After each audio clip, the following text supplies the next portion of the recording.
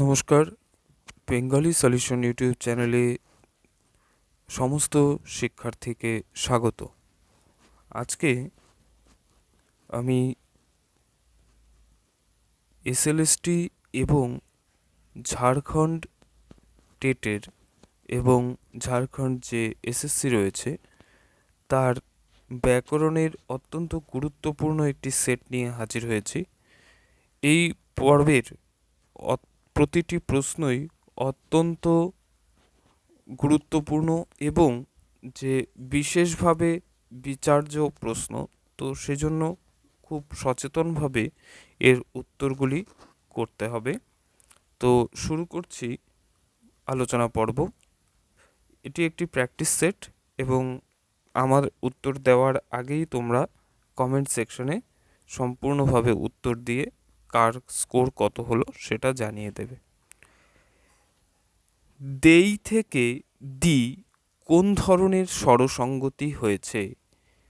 দেই থেকে দি স্বরসঙ্গতি তো বুঝতেই পারছো, দেই থেকে দি।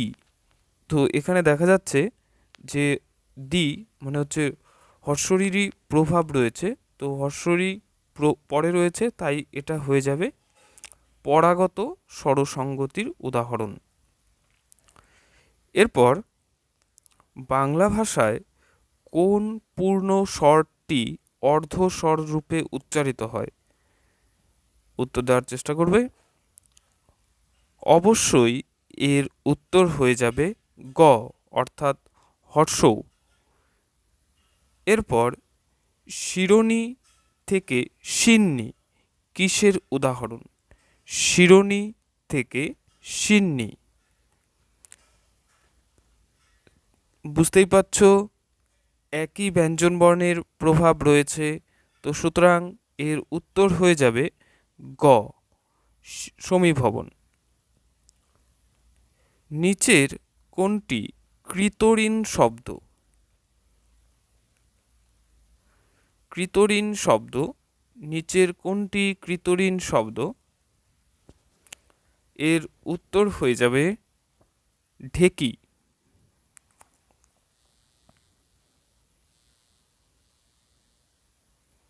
এরপর মরতে তো একদিন হবেই কোন শ্রেণীর বাচ্য? মরতে তো একদিন হবেই, বুঝতেই পারছ হ ধাতুর প্রয়োগ রয়েছে, মরতে তো একদিন হবেই, এর উত্তর হয়ে যাবে ভাববাচ্য। এরপর নিচের কোনটি মহাপ্রাণী ভবনের উদাহরণ? তো মহাপ্রাণী ভবনের উদাহরণ মানে মহাপ্রাণ বর্ণের প্রভাব রয়েছে, তো সেই ক্ষেত্রে এখানে কিঞ্চিত কিছু কোনোভাবেই হবে না।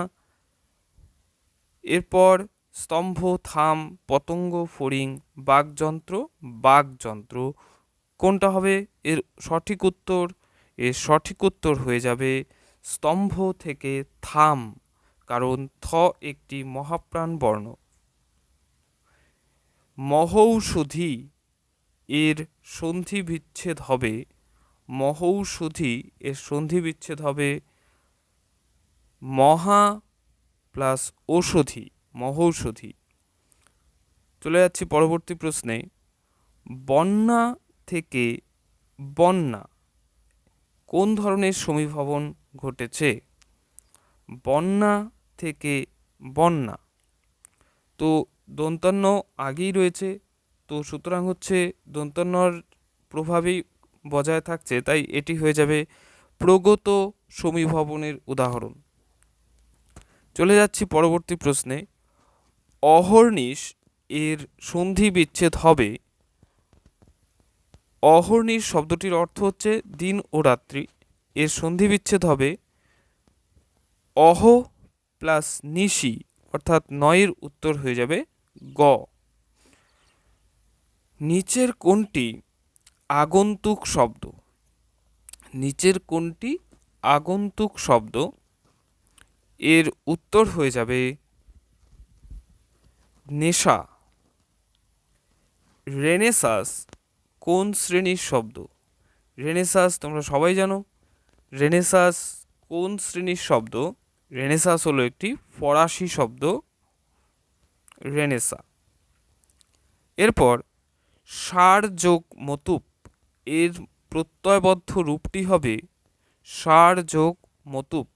মতুপ থাকলে মান বা বান হয়, তো সেই ক্ষেত্রে সার যোগ মতুপ এর উত্তর হয়ে যাবে সারবান। দাশরথী এর প্রকৃতি প্রত্যয় হবে দশরথ প্লাস স্নি। গ হবে এর উত্তর। পিপীলিকা থেকে কিপ্পিলিকা কিসের উদাহরণ? দেখো, সমীভবনের সমান ব্যঞ্জনবর্ণ আসে, কিন্তু সমীভবনের বিপরীত প্রক্রিয়ায় হলো বিষমীভবন। তো এর সঠিক উত্তর হয়ে যাবে বিষমীভবন। বিবাহ থেকে বিভা, বিবাহ থেকে বিভা এর সঠিক উত্তর হবে মহাপ্রাণী ভবন। বিভা, ব প ফ ব ভ, তার মানে মহাপ্রাণ বর্ণের প্রভাব রয়েছে, তাই এটি হয়ে যাবে মহাপ্রাণী ভবন। চলে যাচ্ছি পরবর্তী প্রশ্নে, 16 নম্বর প্রশ্নে।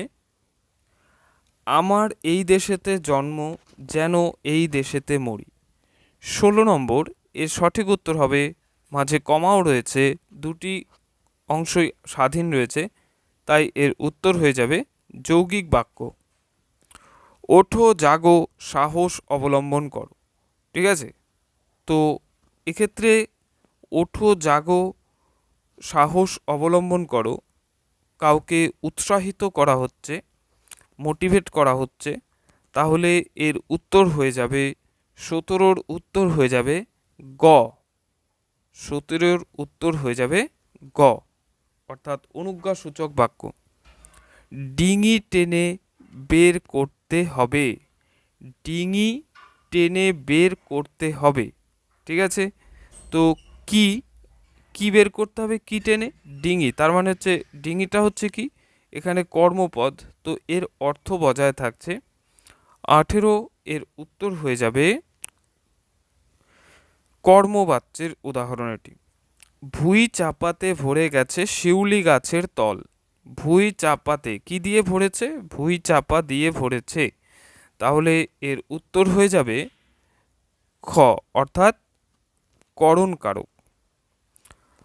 আলিম্পনা থেকে আলপনা, আলিম্পনা থেকে আলপনা এটি কিসের উদাহরণ? 20 এর উত্তর হয়ে যাবে বিনাসিক্যি ভবন।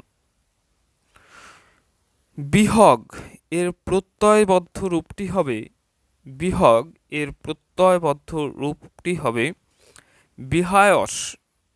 বিহগ, বিহগ অর্থে পাখি, তো সেক্ষেত্রে বিহায়স পূর্বক গম যোগ ড। জন্মভূমি রক্ষা হেতু কে ডরে মরিতে।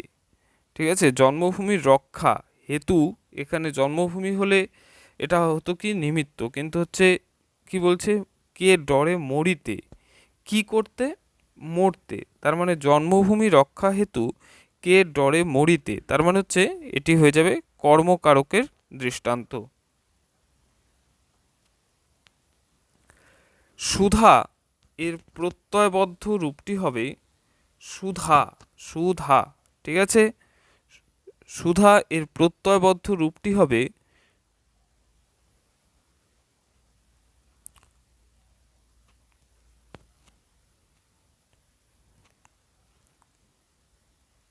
সুধা, সুপূর্বক ধৈ যোগ অ যোগ আ। প্রতিভু এর প্রত্যয়বদ্ধ রূপটি হবে 24 নম্বর, প্রতিভু এর প্রত্যয়বদ্ধ রূপটি হবে প্রতিপূর্বক ভূ যোগ কিপ। তেলের শিশি ভাঙলো বলে খুকুর ওপর রাগ করো, তাহলে কি ভাঙলো? তেলের শিশি, কর্মকারক।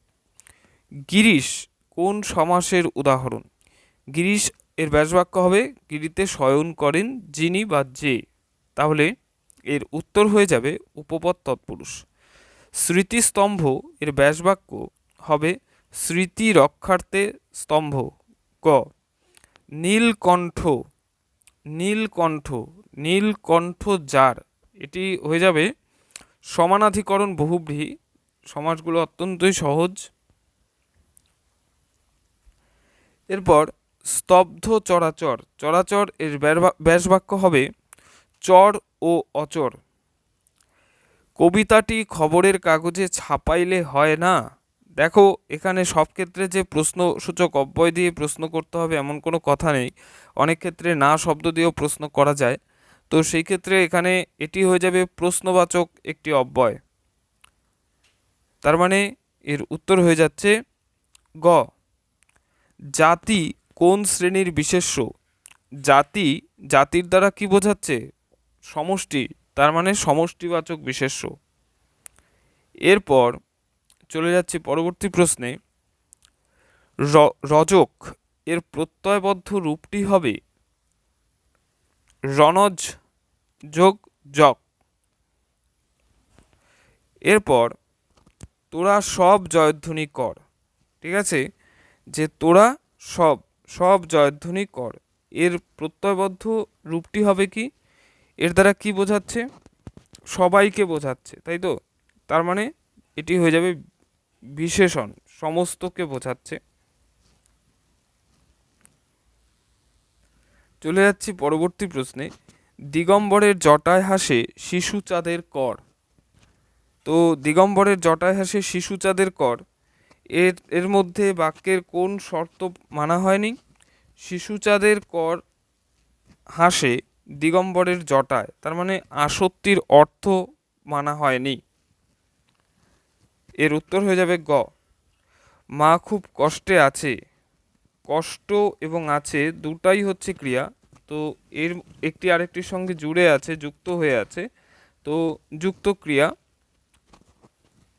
এরপর কে তুমি খুঁজিছ জগদীশে ভাই আকাশ পাতাল জুড়ে, তার মানে কি জগদীশে খুঁজিছ বলতে হচ্ছে এখনো খোঁজা হচ্ছে, তাই তো, তার মানে হচ্ছে এটা হয়ে যাবে ঘটমান বর্তমান। চলে যাচ্ছি পরবর্তী প্রশ্নে। জড়ৎ এর প্রত্যয়বদ্ধ রূপটি হবে, জড়ৎ এর প্রত্যয়বদ্ধ রূপটি হবে অথ রয়েছে, তো জি প্লাস সত্রী। অভিশ্রুতি কোন উপভাষার উল্লেখযোগ্য ধ্বনিতাত্ত্বিক বৈশিষ্ট্য। অভিশ্রুতি এর প্রয়োগ কোথায় হয়, অভিশ্রুতির প্রয়োগ রয়েছে রাঢ়ী উপভাষায়। চলে যাচ্ছি পরবর্তী প্রশ্নে। জোনাকি থেকে জোনাই, তো এখানে সুন্দর বোঝাই যাচ্ছে ব্যঞ্জনবর্ণ হারিয়ে গেছে, লোপ পেয়েছে, তাহলে এটি হয়ে যাবে ব্যঞ্জন লোপ। চলে যাচ্ছি পরবর্তী প্রশ্নে। শ্লোক থেকে শ্লোক, শ্লোক থেকে শ্লোক, তার মানে যে যুক্ত বর্ণের মাঝখানে একটি স্বরধ্বনি চলে এসছে, তো এটি হয়ে যাবে স্বরভক্তি। উচ্চারণ স্থান অনুযায়ী র হলো আসলে কি একটি দন্তমূলীয় ব্যঞ্জন।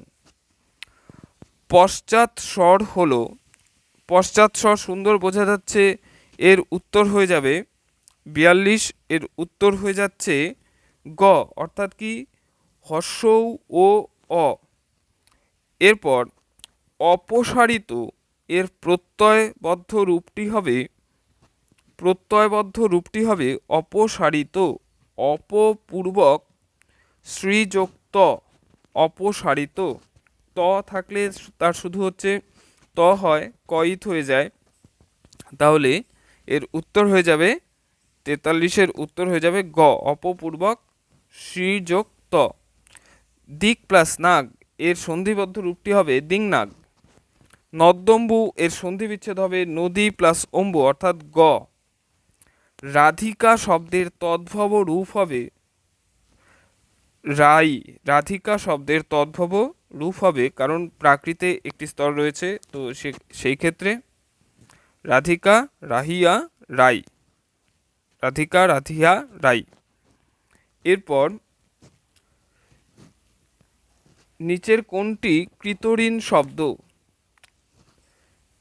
এই পিতরিন শব্দের ক্ষেত্রে 47-এর এর উত্তর হয়ে যাবে ক, অর্থাৎ ময়দা।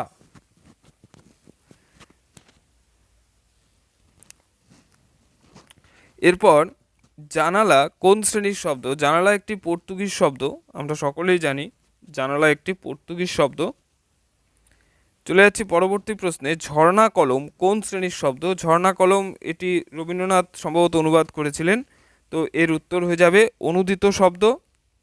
স্নান, স্নান এর হচ্ছে কি অন রয়েছে, তো এর উত্তর হয়ে যাবে স্না যোগ অনট।